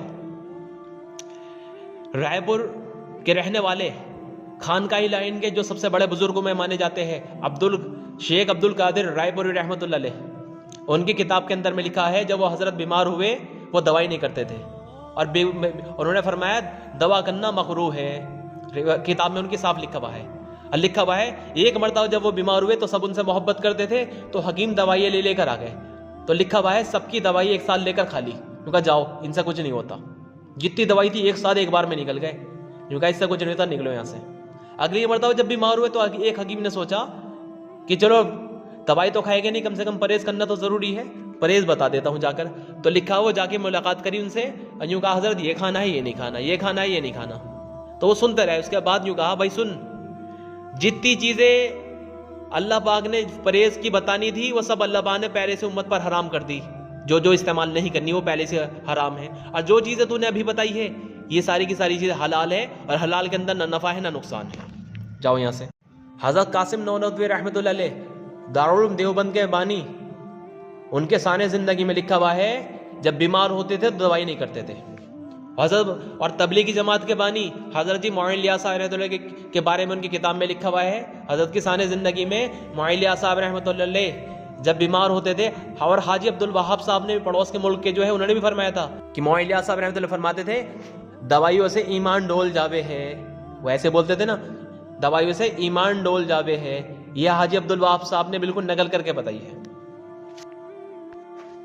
میں نے پہلے بھی دلیل دی تھی، کیا ماں اپنے بچے کو حلال چیزیں استعمال کرنے میں مارے گی کہ اس نے کھانا کیوں کھایا اور پیٹ دو؟ ماں جو مارتی ہے بچے کو یا پھر ڈانٹتی ہے جب وہ ماں کی نافرمانی کرتا تب کرتی ہے۔ ماں سے زیادہ پیار کرنے والا اللہ کیا اپنے بندے کو اس وجہ سے بیمار کرے گا، اس وجہ سے کرے گا کہ اس نے میری بتائی ہوئی حلال چیزیں کیوں استعمال کری، اب اس کا پیٹ خراب کر دو، اس نے ٹماٹر کیوں کھایا اب اس کے پتھری کر دو، اس نے اڑا چاول کیوں کھایا اب اس کا پیٹ خراب کر دو، اس نے ٹھنڈا پانی کیوں پیا اس کا گلا خراب کر دو، یہ موسم ٹھنڈے موسم میں کیوں گھوما اب اس کا جو ہے ہونٹ پھاڑ دو یا اس کی اسکن پھاڑ دو، کوئی ایسی بات ہے؟ یہ ایمان نہ سیکھے ہوئے لوگ پرہیز کرنا سیرت سے ثابت کر رہے ہیں۔ اب میں دیکھو وہی والی روایت جس سے یہ ثابت کرتا ہے وہی روایت میں گنواتا ہوں آپ کو۔ حضرت علی رضی اللہ عنہ کی ایک بار آنکھ دکھ رہی تھی تو حضور صلی اللہ علیہ وسلم نے دیکھا کہ وہ کھجور کھا رہے ہیں، تو آپ نے کہا علی آنکھ دکھ رہی ہے اور کھجور کھا رہے ہو؟ حضرت علی رضی اللہ عنہ نے جواب دیا میں اس آنکھ سے نہیں کھا رہا جو دکھ رہی ہے، میں تو اس آنکھ سے کھا رہا ہوں جو دکھ نہیں رہی، یعنی ٹھیک ہے میرے دل کی آنکھ۔ تو یہ جواب سن کر آپ مسکرا دیے اور کھجور کھانے دیا، روکا نہیں۔ اب بتائیے اس روایت کے اندر میں یہ ادھوری روایت پیش کر رہے ہیں، اس روایت میں یہ نہیں ملتا کہ آپ نے انہیں روکا تھا بلکہ آپ مسکرا دیے تھے، بس اتنی یہاں تک بات تھی۔ روکا نہیں ہے، روکا نہیں تھا. اور حضرت علی سے جو یہ سوال کرا تھا وہ اس وجہ سے کرا تھا کیونکہ آپ ایمان کے معلم بھی تھے، سکھانے والی بھی تھے، اور اس کا امتحان بھی لیا کرتے تھے. جیسے اس نے آگے کہا یا رسول اللہ اونٹوں میں خارش پھیل گئی، کیسے پھیلی؟ یہ پوچھنے کا مقصد کیا تھا؟ تاکہ ان کی اصلاح ہو جائے. ایسے ہی حضرت علی سے پوچھنے کا مقصد کیا تھا کہ اگر کوئی اور جواب دیا تو ان کی اصلاح فرما دی جائے گی. تو جواب دیا تو آپ مسکرا دیے اور وہاں سے چلے گئے. ابن ماجہ کی روایت ہے 344. آپ صلی اللہ علیہ وسلم ایک شخص کی عیادت کے لیے تشریف لے گئے. آپ نے پوچھا کس چیز کو طبیعت چاہتی ہے؟ وہ کہنے لگا گیہوں کی روٹی کھانے کو دل چاہ رہا ہے. آپ نے فرمایا جس کے پاس گیہوں کی روٹی ہو وہ اپنے بھائی کے پاس بھیج دے. پھر فرمایا مریض کو جس چیز کی خواہش ہو وہ کھلا دیا کرو. تو دیکھو آپ تو کہہ رہے کھلا دیا کرو، یہاں کہہ رہے نہیں نہ کھا، ابھی تو بیمار ہے. اور بخاری شریف کی روایت ہے کہ آپ نے مریض کی عیادت میں گئے، آپ صحابہ کی ایک جماعت لے کر. تو مریض سے پوچھا جس کا مفہوم یہ ہے کیا کھانے کو دل چاہ رہا؟ اس نے جواب دیا کاک. تو لکھا ہوا کاک اس روٹی کو بولتے ہیں جو میٹھا ڈال کے بنتی تھی. تو آپ نے فرمایا کہ وہ آپ نے روٹی پکوائی اور فرمایا اپنے مریض کو وہ دیا کرو جو مریض مانگے. اب بتائیے آپ تو مریض کو وہ دینے کو کہہ رہے ہیں جو مریض کا دل چاہے، اور یہاں منع کر دیتے کہ نہیں ڈاکٹر نے منع کرا. وہ کہہ رہا مریض کی بھائی امی جی یہ کھلا دو، وہ نہیں ڈاکٹر نے منع کرا ہے، کچھ دن بعد کھائیو. اور ترمذی شریف کی روایت ہے 204. آپ نے فرمایا اپنے بیمار کو کھانے پر مجبور مت کرو کہ اللہ تعالیٰ اس کو کھلاتا ہے پلاتا ہے. یہاں کہ نہیں کھا، ڈاکٹر نے منع کرا تھا کہ خالی پیٹ نہیں کھانی، کھا. وہ کہہ رہے جی امی من نہیں کر رہا، وہ زبردستی کھلا رہے ہیں اسے، اور آپ منع کر رہے ہیں اللہ کے رسول کہ مجبور مت کرو کھانے پر. بخاری شریف کی روایت ہے 5678. اللہ کے رسول نے فرمایا جس کا مفہوم ہے اللہ نے کوئی بیماری ایسی نہیں اتاری جس کی دوا بھی نازل نہ کی ہو. اب اس روایت سے لوگ دوائی ثابت کرتے ہیں، حالانکہ اس روایت کو سمجھنے کا مطلب ہے اسے سمجھیں یہ کیا ہے. پہلے یہ بات آ چکی ہے کہ بیماری اللہ کی مخلوق ہے. اب اس روایت سے بھی پتہ چل گیا کہ بیماری نازل کی جاتی ہے، اسی طرح دوائی بھی نازل کی گئی. اس میں بالکل صاف صاف لکھا ہوا ہے اللہ نے کوئی بیماری ایسی نہیں اتاری جس کی دوائی بھی نازل نہ کی ہو. یہ نہیں کہا کہ انسانوں سے نہ بنوائی ہو، بلکہ کیا کہا نازل نہ کی ہو. تو علاج کرانا تو سنت ہے، لیکن کس کے؟ اللہ کے حکم کے اعتبار سے. ہمارے پیارے نبی جناب محمد مصطفیٰ صلی اللہ علیہ وسلم سے بڑا ڈاکٹر اس دنیا کے اندر مخلوق میں کوئی نہیں ہو سکتا. آپ کو جو علم دیا گیا اس کی مثال ایسی ہے سارے دنیا کے علم کے مقابلے میں. کیسی؟ کہ جیسے ایک بہت بڑا ریگستان، اس میں سے ایک ذرہ نکال لو تو وہ ذرہ تو پوری دنیا کا علم، اور جو صحرا ہے وہ ہمارے نبی کا علم. اور ہمارے نبی اور ساری دنیا کے علم والوں کی مثال ایسی ہے جیسے سارے لوگوں کا علم ایک قطرہ اور ہمارے نبی کا علم وہ سمندر. اللہ پاک نے عقل کے 100 حصے کیے، ایک حصہ اللہ پاک نے الگ کر دیا، پوری دنیا کے سارے انسانوں کو وہ حصہ میں سے عقل عطا فرمائی، اور باقی جتنے 99 حصے بچے وہ ہمارے نبی جناب محمد مصطفیٰ صلی اللہ علیہ وسلم کو عطا فرمائے. اب اتنے بڑے انٹلیکچوئل شخص، اتنے زبردست ڈاکٹر، اتنے بڑے طبیب، اتنے بڑے حکیم کوئی ہو نہیں سکتا. ہمارے پیارے نبی نے بیماریوں کے بارے میں بتا دیا اور ان بیماری کی سب کی دوائی بھی یعنی علاج بھی بتا دیا. قرآن کے اندر اللہ پاک نے فرمایا 1782 میں یہ جو قرآن ہم نازل کر رہے ہیں یہ مومنوں کے لیے سراسر شفا اور رحمت ہے. تو اللہ پاک بتاؤ قرآن کو شفا اور رحمت بتا رہے ہیں، لیکن کس کے لیے؟ مومنین کے لیے. اور یہ سورہ بنی اسرائیل میں اللہ پاک نے فرمایا. الدر منصور کی روایت کے اندر کیا ہے؟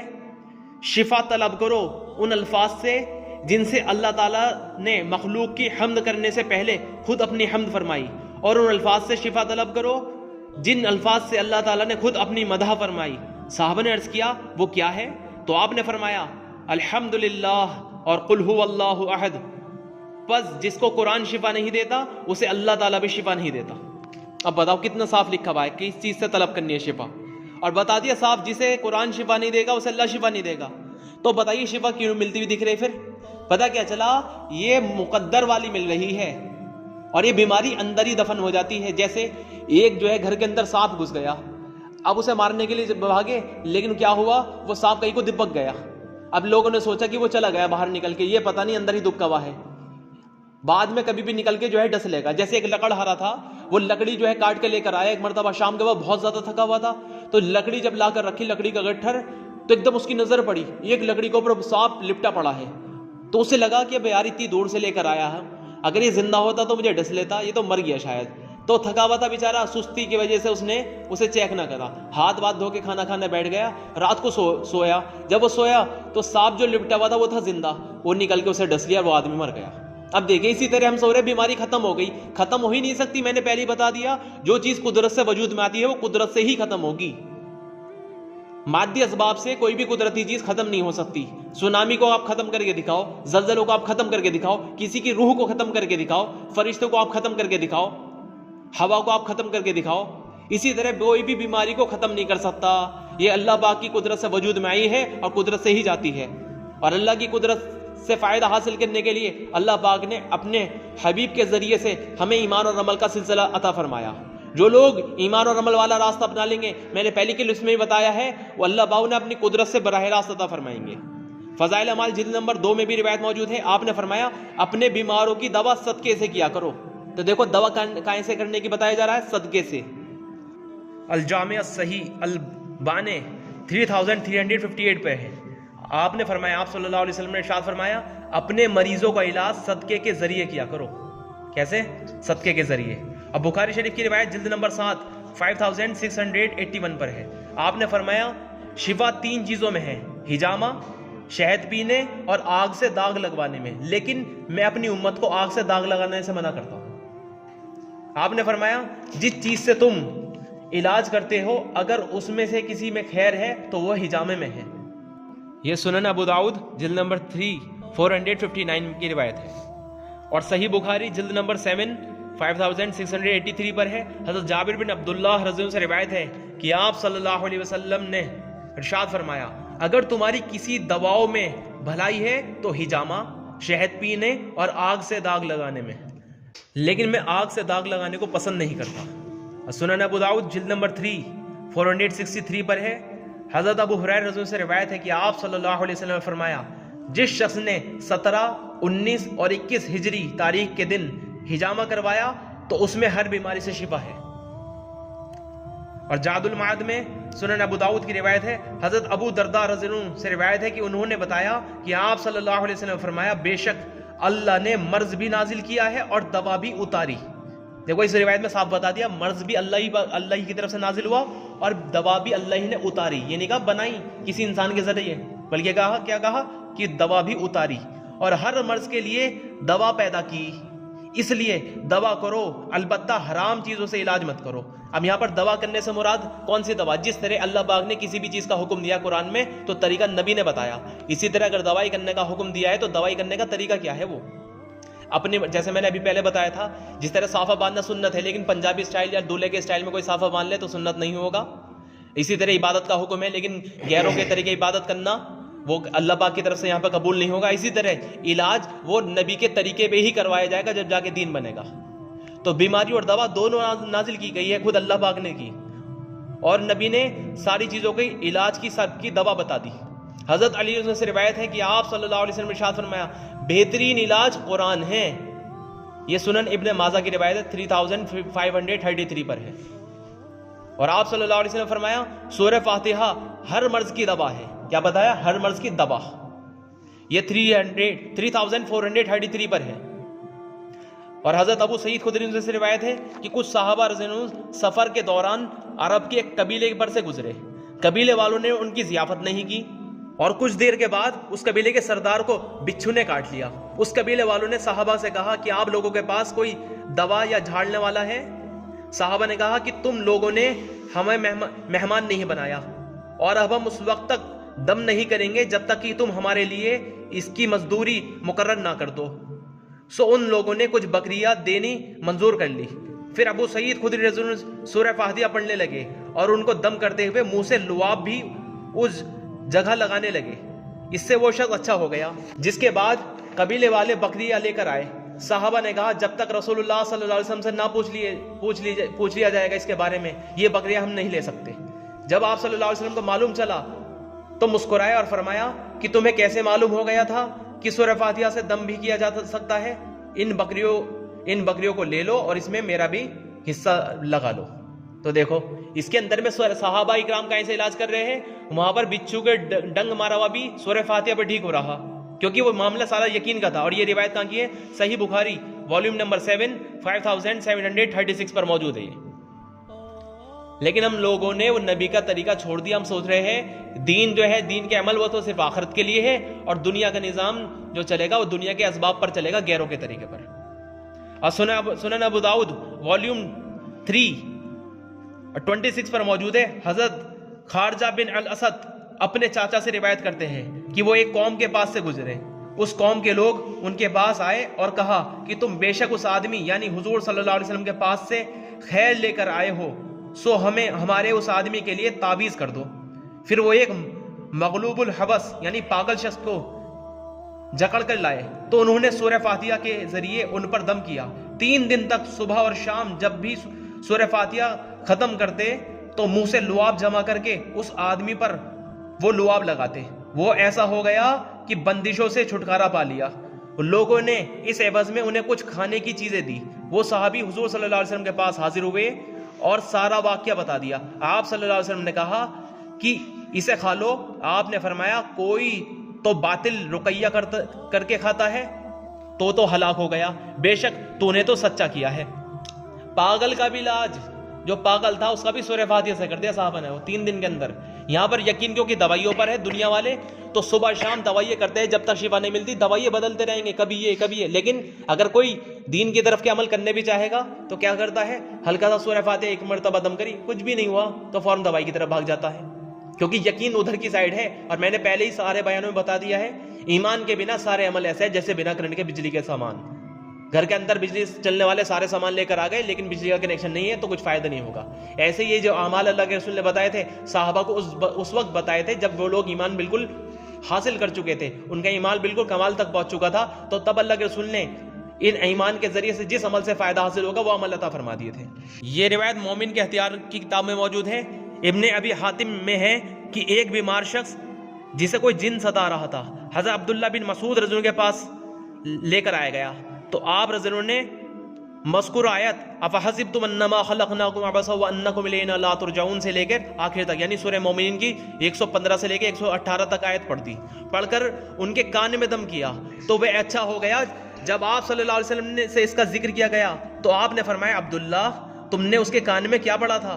تو آپ رضی اللہ عنہ نے بتلا دیا کہ تو حضور صلی اللہ علیہ وسلم نے فرمایا تم نے یہ آیتیں اس کے کان میں پڑھ کر اسے جلا ڈال دیا، یعنی اس جن کو تم نے جلا دیا. اللہ کی قسم ان آیتوں کو اگر کوئی با ایمان شخص یعنی جس کے پاس ایمان فل پاور کا ہو، با ایمان شخص بالیقین کسی پہاڑ پر پڑھے تو وہ بھی اپنی جگہ سے ٹل جائے گا. اب بتائیے کتنی زبردست آیتیں ہیں. اور ایک دوسری روایت میں موجود ہے کوئی یقین والا شخص انہی آیتوں کو کسی مریض کے سامنے پڑھ دے تو اس کی بیماری ٹھیک ہو جائے گی. اور تیسری روایت میں موجود ہے کوئی اگر کسی کے گھر کے باہر پڑھ دے اس کی گھر کی طرف کو منہ کر اور اس گھر میں جتنی پریشانی اور بیماری آئی ہوئی ہے وہ ساری کی ساری ختم ہو جائے گی، لیکن شرط وہی ہے یقین ہونا چاہیے. اور ابن ماجہ کی روایت ہے 3452 پر آپ صلی اللہ علیہ وسلم نے ارشاد فرمایا تم اپنے لیے شفا کی 2 چیزیں یعنی شہد اور قرآن کو لازم پکڑ لو. اب بتائیے ہم میں سے کس نے لازم پکڑ رکھا اسے؟ اور سورہ نحل آیت نمبر 68 اور 69 میں بھی بتایا ہے کہ شہد میں لوگوں کے لیے شفا ہے. اب بخاری شریف کی جلد نمبر 2 845 میں ہے اور ابن ماجہ کی 254 میں ہے. آپ صلی اللہ علیہ وسلم نے فرمایا جس کا مفہوم ہے کالے دانے یعنی کلونجی کو لازم پکڑ لو کہ اس میں موت کے سوا ہر بیماری کی شفا ہے. اب بتائیے دیکھو ایک ایک چیز کی دوائی بتائی جا رہی ہے، یہ ہر چیز کا علاج بتایا جا رہا ہے. السلسلۃ الصحیحہ 2343 میں روایت موجود ہے. آپ صلی اللہ علیہ وسلم نے فرمایا جس شخص نے کسی حرام چیز سے علاج کیا اللہ اس کے لیے اس میں شفا نہیں رکھے گا. اب بتائیے یہ دوائیوں کے اندر حرام چیز ملائی جا رہی ہے یعنی نشہ، اور حتیٰ کہ پتھری کو ختم کرنے کے لیے ڈاکٹر تو بیئر بتاتے ہیں ایک ڈھکن روزانہ صبح شام جو ہے بیئر پیو تمہاری پتھری ساری گل کے ختم ہو جائے گی، اور سارے کے سارے کر بھی رہے حرام چیزوں سے علاج. اور یہ پتہ نہیں اللہ کے رسول نے صاحب بتایا تھا اللہ اسے شفا نہیں دے گا. اب یہ سوچتا شفا مل گئی، نہیں شفا نہیں ملی، وہ بیماری اندر ہی موجود ہے. 1 سال کے بعد 1 مہینے کا پھر باہر نکل کے آئے گی. شفا تو ملنا اسے کہتا ہے وہ بیماری دوبارہ سے لوٹ کے واپس نہ آئے.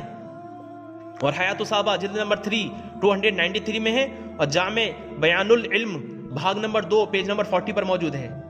چلو انگریزی دوائی تو چھوڑو، حکیم کیا کرتے ہیں سانپ چھپکلی مینڈک وغیرہ یہ پکڑ کے ان سے جڑی بوٹیاں بنا رہے ہیں.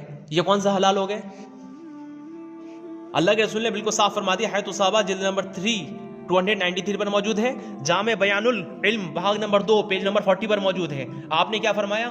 کسی قوم کے بیوقوف اور گمراہ ہونے کے لیے یہی کافی ہے کہ اپنے نبی کے لائے ہوئے علم کو چھوڑ کر دوسرے نبی کے علم کی طرف متوجہ ہو جائے، یا اپنے نبی کی کتاب کے علاوہ کسی اور کتاب کی طرف متوجہ ہو۔ اب بتا دیجئے، ہو گئے نا ہم گمراہ اور بیوقوف؟ اللہ کے رسول کے بعد جب بھی کوئی صحابی آتا تھا، اور صحابی پہلے بتا چکا ہوں پہلے بیانوں میں، صحابی صرف وہ ہوتا ہے جس نے اللہ کے رسول کو دیکھا، اسلام میں داخل ہوا اور ایمان پر ان کا خاتمہ ہوا۔ بھلے سے اللہ کے رسول کو دیکھا ہو لیکن ایمان اگر اس کے پاس نہیں تھا تو انہیں منافقین بتایا گیا ہے۔ بھلے سے مسلمان ہو گیا تھا وہ لیکن ایمان نہیں تھا تو منافق بتایا گیا ہے۔ اب بخاری شریف کی روایت میں 233 پر منافق نے اپنی بیماری کی شکایت کی تھی اللہ کے رسول سے، تو اللہ کے رسول نے کیا فرمایا؟ اسے اونٹ کا پیشاب پینے کو بتایا۔ اب بتائیے جس کے پاس ایمان نہیں تھا اسے کیا چیز بتائی؟ کیونکہ وہ ایسے الفاظ بتا رہا تھا کہ بھائی بات ایسی ہے، جب سے مدینہ کے ماحول میں آیا ہوں، یہاں پر آنے کے بعد مجھے طبیعت خراب ہو گئی۔ اب بتاؤ، ماحول کی وجہ سے کہ موسم کی وجہ سے طبیعت خراب ہو گئی، تو اللہ کے رسول نے اسے اللہ پاک کی طرف سے لائے ہوئے عمل نہیں بتائے بلکہ اونٹ کا پیشاب بتا دیا۔ تو آپ لوگ بھی اونٹ کا پیشاب پی لو، اگر کرنا ہی ہے کہ اللہ کے رسول نے سبب بتائے تو جاؤ پیشاب پینے۔ اور میں پہلے بتا چکا نوح علیہ السلام کی قوم کی خارج کیسے ٹھیک ہوئی؟ بیت الخلا، ٹوائلٹ اپنے اوپر لیپا پوتی لگاؤ، ٹھیک ہو جاؤ گے۔ یہ منافقین کیا کرتے تھے؟ اللہ کے رسول جو عمل بتاتے تھے اس پہ شک کرتے تھے اور اس پہ عمل نہیں کرتے تھے، سبب کی طرف بھاگتے تھے۔ اور صحابہ نبی کا بتائے ہوئے عمل پر ایسے جمتے تھے کہ بھلے ہی موت آنے کو ہے لیکن جب تک جمتے تھے جب تک اس میں جو ہے اللہ پاک کی طرف سے جو وعدہ کیا گیا ہے وہ پورا نہ ہو جائے۔ سنت 61 پر موجود ہے، اللہ نے موسیٰ علیہ السلام کی طرف وحی بھیجی، اے موسیٰ فقیر وہ ہے جو مجھے اپنا کفیل اور کارساز نہ سمجھے، اور مریض وہ ہے جو مجھے اپنا طبیب یعنی ڈاکٹر نہ سمجھے، اور غریب وہ ہے جو مجھے دینے والا اور ہمدرد نہ سمجھے۔ اب بتائیے ہم اللہ کو ڈاکٹر سمجھ رہے ہیں؟ نہیں سمجھ رہے۔ وہاں پر کیا ہوتا دنیا والوں کے کانسیپٹ میں، جب چھوٹے ڈاکٹروں سے علاج نہیں ہوتا تو بڑے ڈاکٹر کی طرف جاتے ہیں، لیکن یہاں کیا ہو رہا؟ یہ بتائیں گے پہلے 2 رکعت نماز پڑھو، پھر صدقہ کرو، پھر جب نہ ٹھیک ہو جا کے دوائی بھی کھا لو۔ یعنی سپریم کورٹ سے چھوڑ کے نیچے والے کورٹ کی طرف جاؤ، الٹی ترتیب بتا رہے، الٹی ترتیب بالکل۔ چاہیے یہ تھا کہ اللہ کی طرف آنا تھا اور اس کے علاوہ کسی طرف کی جانا ہی نہیں تھا، اور یہیں پر جمنا تھا۔ ادھر وہ در نہ کھولیں گے، ادھر ہم در نہ چھوڑیں گے، جم جانا تھا۔ لیکن ہمارا یقین چیک کرنے کے لیے اللہ مدد ٹالتا ہے کہ دیکھنے کے لیے اسے یقین ہوگا تو جمع رہے گا، یقین نہیں ہوگا تو چھوڑ کے چلا جائے گا۔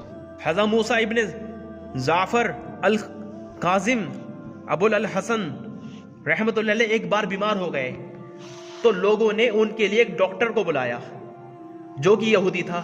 جب وہ ان کے پاس آیا تو حضرت کہنے لگے، اے طبیب میرے علاج میں جلدی نہ کر، میرے ایک حقیقی دوست ہے، پہلے مجھے اس سے مشورہ کرنے دے۔ اس کے بعد انہوں نے اپنا رخ انور موڑ لیا اور قبلے کی طرف منہ کر کے کچھ اشعار پڑھنے لگے، جس کا ترجمہ یہ ہے، اے میرے معبود تو نے مجھے بیمار کیا ہے، تو ہی میرا طبیب ہے، یعنی تو ہی میرا ڈاکٹر ہے، مجھ پہ اپنی نظر کرم فرما اور اپنے قرب کے جامے سے مجھے سیراب کر دے اور مقام قرب کی لذتوں سے اسے 2 آتش کر دے۔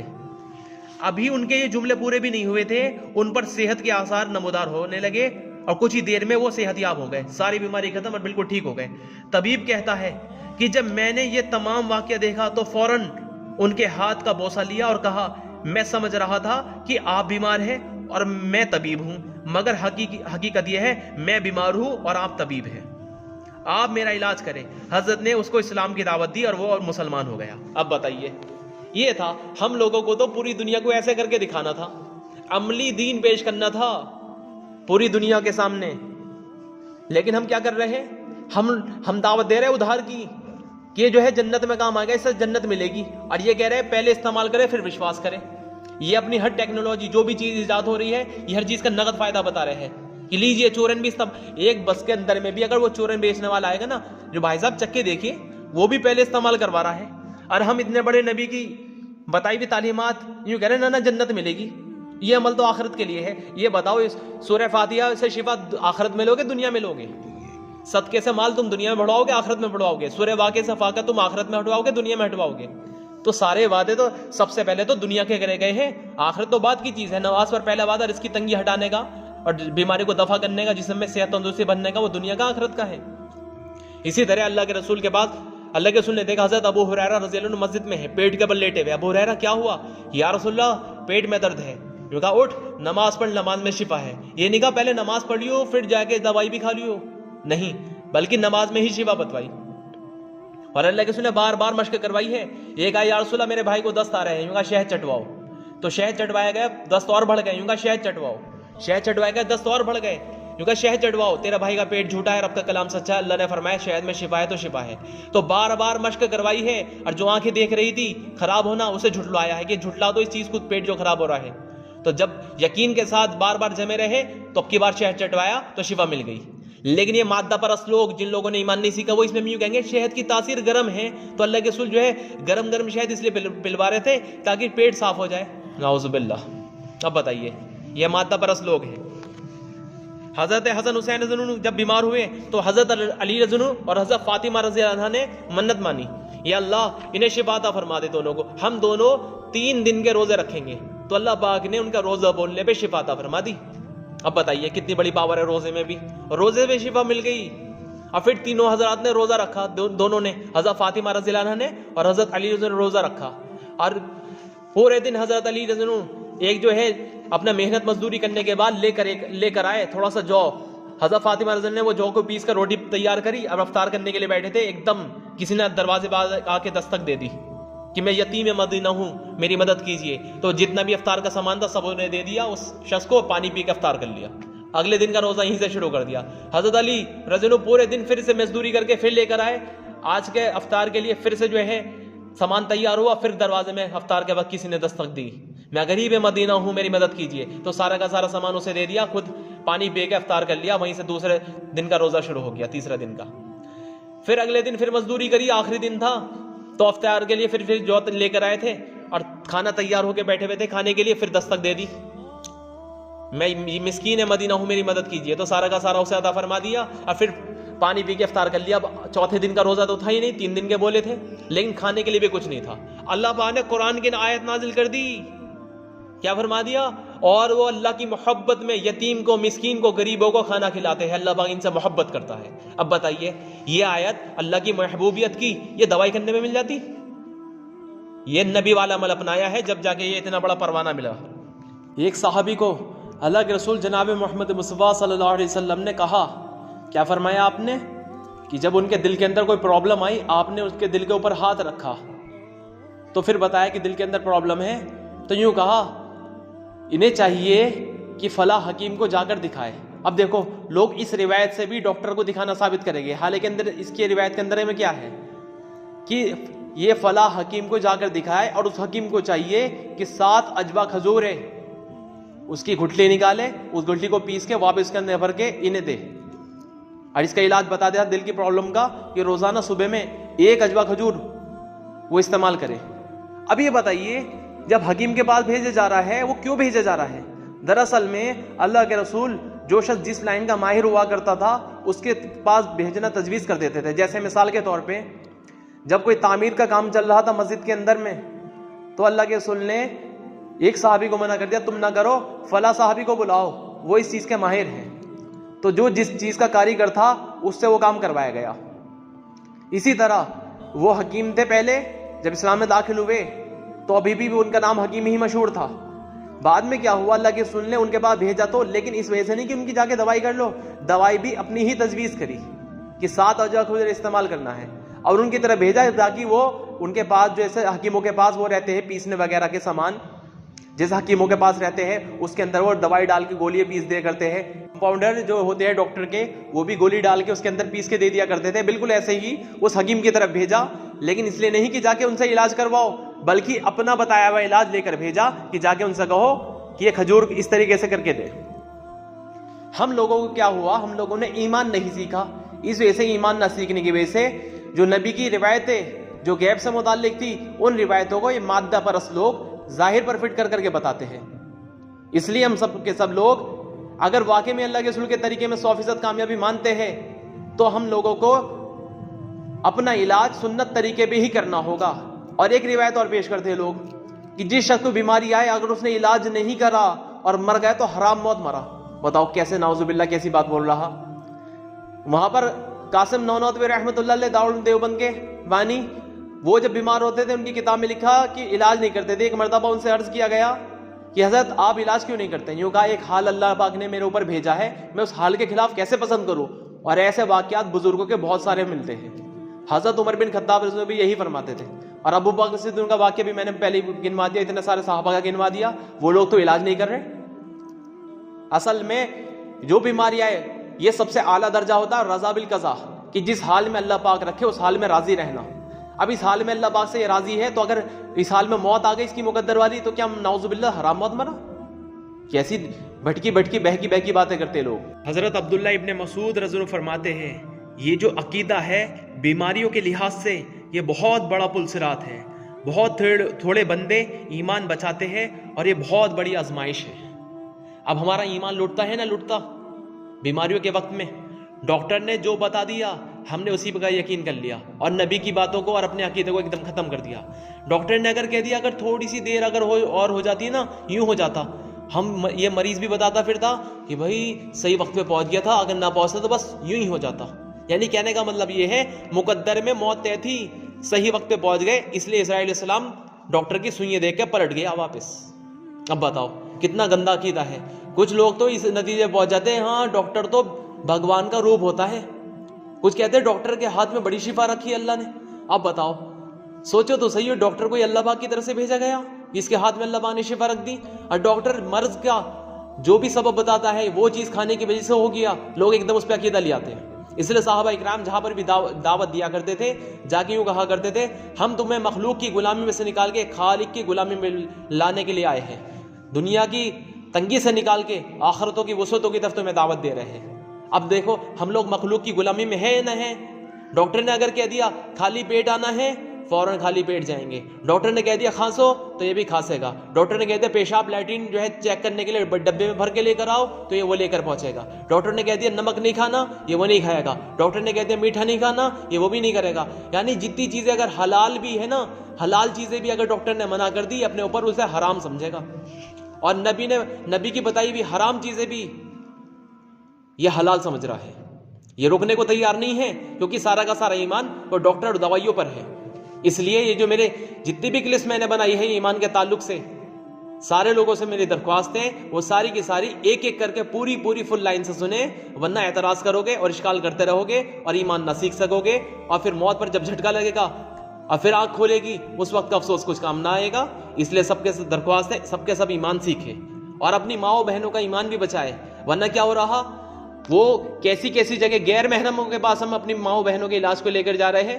وہ جو ہے انہیں چھو کر دیکھتا ہے، کہیں سینے پر اپنا جو ہے آلہ لگاتا ہے کہ کھانسی ہے، کہیں اس کی کمر چھوتا ہے، کہیں کچھ.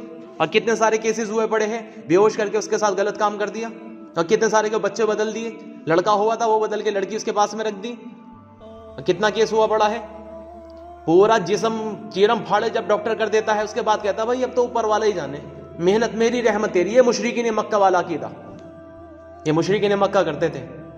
اس لیے اپنے یقین کو سیکھے، ایمان بنائے اور رسول اللہ صلی اللہ علیہ وسلم کی طریقوں پر پوری تعلیمات پر جم جائے. اسی پہ ہماری نجات ہے، اسی پہ ہماری کامیابی ہے. اس دنیا کے اندر میں جو سب سے بڑا حکیم مانا جاتا تھا، جس نے یہ نقطہ کوٹ کیا تھا کہ لوگوں کو جو بیماری ہے اس بیماری کی اصل جڑ پیٹ ہے، اس لیے اس نے پیٹ کی ہی ایک ایسی دوا بنائی تھی جس کی 1 گرام دوائی بھی کئی 1000 روپے کی ملا کرتی تھی. لیکن اللہ کا کرنا کیا ہوا، اس کی موت خود پیٹ کے مرض میں ہی آئی. اب بتائیے اللہ پاک نے دکھا دیا کہ کسی دوائی سے بھی کچھ نہیں ہوتا، کرنے والا اللہ ہے. اور جو کینسر کی جس نے علاج ڈھونڈا تھا اور اسپیشلسٹ مانا جاتا تھا کینسر کا، اس کی موت خود کینسر کے مرض میں آئی. اب بتائیے اللہ پاک دکھا رہا ہے، سب کی حکمتیں توڑ کے دکھا رہا کہ تم لوگ سو رہے ہو دوائییں کرنا سنت ہے. اللہ پاک نے سب کو توڑ کے دکھایا. اس لیے ہم کسی کے چکر میں نہ پڑے. جو ہمارے حبیب نے جناب محمد مصطفیٰ صلی اللہ علیہ وسلم نے اللہ سے لینے کے طریقے بتلائے ہیں ان پہ جم جائے. اللہ کے رسول نے ساری چیزوں کا علاج پہلے ہی بتا دیا اور بتا دیا کیسے کیسے علاج کرنا ہے. اور نبی کے بتائے ہوئے طریقوں کا علاج وہ مقدر والا نہیں ہے، جو میں نے پہلے کلپس کے اندر میں بالکل اچھی طرح بیان کرا ہے. ایک ہوتی تدبیر، ایک ہوتی تقدیر، ایک ہوتی قدرت. تقدیر کا فیصلہ بدلا نہیں جا سکتا اپنی تدبیروں سے، یعنی اپنی کوشش سے. ایک آدمی کے مقدر میں اگر اللہ پاک نے بیماری لکھی ہے اور شفا نہیں لکھی تو وہ کتنی ہی تدبیر اپنا لے اسے شفا نہیں مل سکتی. اور اگر دوائی کھانے دنیا والی دوائی استعمال کرنے پر اسے اگر شفا ملی ہے، شفا حاصل ہوئی ہے، تو وہ اس کا تعلق مقدر سے، اس دوائی سے نہیں ہے. مقدر میں لکھی ہوئی تھی اور جون سے دن لکھی ہے یہ دوائی کتنا کھاتے رہے اس دن سے ایک دن پہلے شفا نہیں مل سکتی. کوئی اگر چاہتا ہے کہ براہ راست شفا لینا تو اس کے لیے جناب محمد مصطفیٰ صلی اللہ علیہ وسلم اللہ پاک کی طرف سے عمل لے کر آئے ہیں. وہ عمل جو اپنا لے گا اس کے مقدر میں لکھی ہو یا نہ لکھی ہو شفا، لیکن نبی کے بتائے ہوئے عمل اللہ کی قدرت سے براہ راست لینے کا ذریعہ ہے. تو وہ عمل جو اپنا لے گا اللہ پاک اسے براہ راست شفا عطا فرمائے گا. اس لیے ہم سب لوگ کیا کریں، اپنا یقین سیکھیں کہ کائنات کے کسی ایک ذرے سے کچھ نہیں ہوتا، کسی ایک ذرے سے بھی ذرہ برابر کوئی امید باقی نہ رہے. ساری امید دل کے اندر صرف ایک اللہ سے باقی رہ جائے، صرف کرنے والا اللہ ہے. اور دوسری چیز محمد رسول اللہ سے ہمیں یہ یقین سیکھنا ہے، نبی نے جو عمل بتا دیا اس عمل کے ساتھ کائنات کا کسی سبب کو ملانے کی ضرورت نہیں ہے، کسی سبب کی ضرورت نہیں. نبی کے طریقے میں بنا کائنات کے سبب بنائے 100% کامیابی ہے. اب نبی نے چاہے وہ عمل دعا کی لائن کا عمل بتایا ہو یا عبادت کی لائن کا عمل بتایا ہو، اور چاہے اسباب کے اندر کی لائن کا عمل بتایا ہو، نبی کی وجہ سے، نبی کے بتائے ہوئے عمل کی وجہ سے ان تمام چیزوں کے اندر میں جانا یہ عبادت بن جائے گا. شہد اپنانا سبب نہیں ہے، شہد اپنانا وہ عمل بن گیا نبی کے بتائے عمل کی وجہ سے. حکم کی بنیاد پر چاہے سبب میں لگو چاہے عمل میں لگو وہ عبادت بن جاتی ہے. اور بھی بے شمار چیزیں بھری پڑی ہے. کسی کے سامنے اگر کوئی اور سی روایت پیش کرتا ہے ان باتوں کے خلاف تو اس کا بھی مفہوم وہ نہیں ہوگا جو وہ سمجھ رہا ہے. علم کا مصداق سمجھنا بہت ضروری ہے کہ وہ علم کا مقصد اس وقت کا کیا تھا، اللہ کے رسول نے یہ کس وجہ سے یہ بات بولی تھی. یہ اپنی عقل سے سمجھ میں نہیں آئے گا. ہم لوگوں کو سیرت کے واقعات میں پڑھنا پڑے گا، قرآن اور سنت کو تھامنا پڑے گا. بس یہی ایک راہ نجات ہے، اس کے علاوہ سب گمراہی ہی گمراہی ہے.